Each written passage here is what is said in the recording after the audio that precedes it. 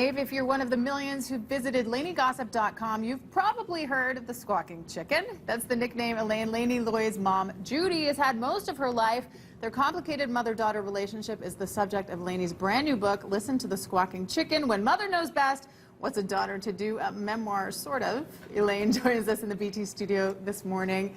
Welcome. It is so nice to meet you, first of all. Thank you for having me, and so nice to meet you. You guys are great here. I don't want to leave Calgary. Everybody's so nice here. We do our best, and I have to tell you, this is a lovely book. It was like a really nice combination between funny, I mean, tons of humor, but also an ode to your mom. Yeah, this was, if people take away only one message from reading my book, it's that I love my mother, and I wrote the book to honor her and to pay tribute to her. Her mothering style is certainly not conventional, and I don't know that many people will agree with some of the methods that she used, but I feel like our relationship is a testament to her tenacity and her parenting. Okay, well, the most obvious question is, where did Squawking Chicken come from? So that was the nickname they gave her in Hong Kong when she was growing up as a young girl, because she has this voice. The voice arrives before she does, like a siren, and she's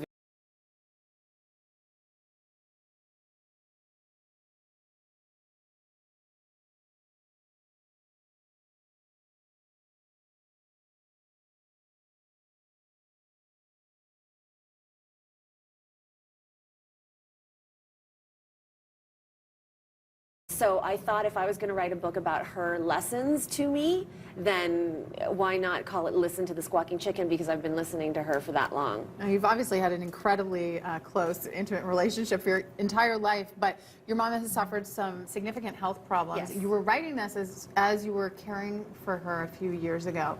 What did that do to sort of solidify your relationship? Well, to be honest, and selfishly, I did this, I wrote the book to preserve her and her lessons for me.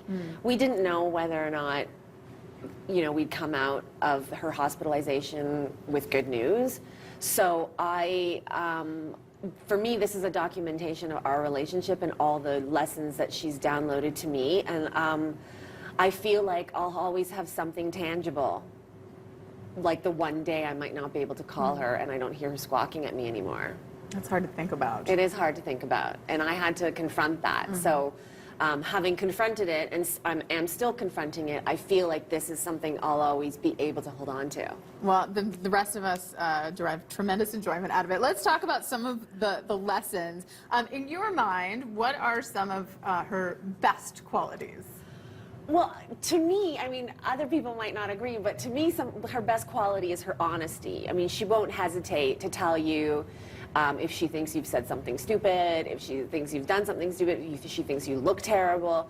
And so it was the honesty that characterized, you know, our relationship from the very beginning. And so if I was a bad girl, if I did something that disappointed her, she would say to me, I should have given birth to a piece of barbecue pork because it tastes good, lasts for 5 minutes, and won't give me a lifetime of grief. Now, many mothers out there might be saying, that is such a harsh thing to say to a child, it's so mean, but it stung, sure, but I knew it came from a place of love because my mother expected more of me, and I then expected more of myself. You talk a lot about your mom's superstitions, her belief in luck and feng shui specifically. Talk about feng shui blackmail. First of all, have you eaten a papaya or an orange yet today? I haven't had a papaya in like 5 days because they're hard to find, so I can only have them when I'm at home. I haven't had an orange today, but I do have an orange every day. I've had a banana today. Feng shui blackmail is basically when my mother uses feng shui to make me follow her instruction. And sometimes it's just because she doesn't happen to like the dress I'm wearing, so she'll say, you should take off that dress, otherwise not good luck. Right.